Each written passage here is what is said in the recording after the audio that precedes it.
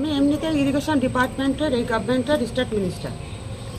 আমরা প্রশাসনিক লেভেল থেকে, অ্যাডমিনিস্ট্রেটিভ লেভেল থেকে স্বয়ং দিদি মুখ্যমন্ত্রী মমতা ব্যানার্জি তিনি নীতি আয়োগেও এটা প্লেস করেছেন, বক্তব্যে বলেছেন এটা নিয়ে যে Indo Bhutan river commission, Farakka barrage প্রজেক্টের ঘাটাল মাস্টার প্ল্যান, তারপরে ওনাকে বলতে দেওয়া বন্ধ করে দেওয়া হলো। গতবারও আমরা ডেপুটেশন দিয়ে গেছিলাম যে 2017 সালের আগে যে 120 কিলোমিটার ফারাক্কা ব্যারেজ প্রজেক্টের আন্ডারের জুরিডিকশন ছিল সেটা রাতারাতি 2017 সালে সেটা 19 কিলোমিটার করে দেয় স্টেট গভর্নমেন্টকে না জানিয়ে।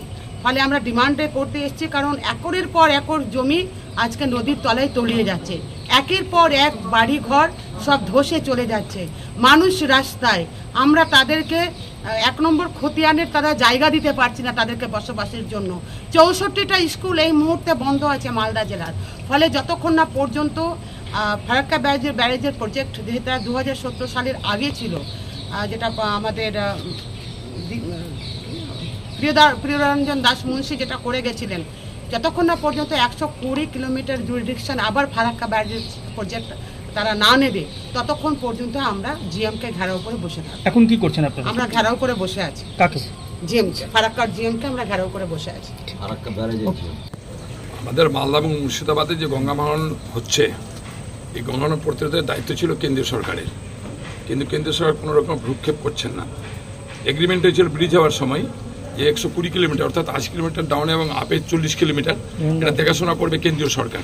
কিন্তু এই কেন্দ্রীয় সরকার বিজেপি সরকার আসার পরে এটা একবারে উঠে ফেলে দিয়েছে, যার জন্য ভাঙনে কোনো রকমের সুবিধা কেন্দ্রীয় সরকার করছে না। আজকে আমরা ডেপুটেশন এসেছিলাম, এখানে বিক্ষোভ মিছিল গণঅবস্থান আমাদের চলছে, কিন্তু এখানে জিএম সাহেব যিনি যার কাছে ডেপুটেশন তিনি কোনো কর্ণপাতি করছেন না।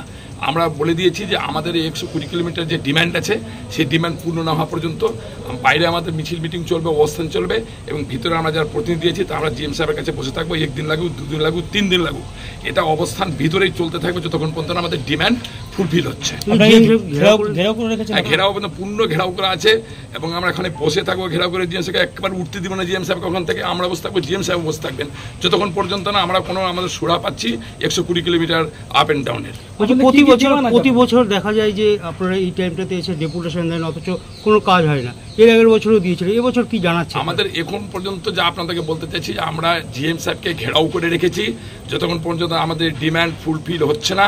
জিএম সাহেবকে আমরা ছাড়ছি না, আমাদের প্রতিনিধির ভিতরে বসে আছে।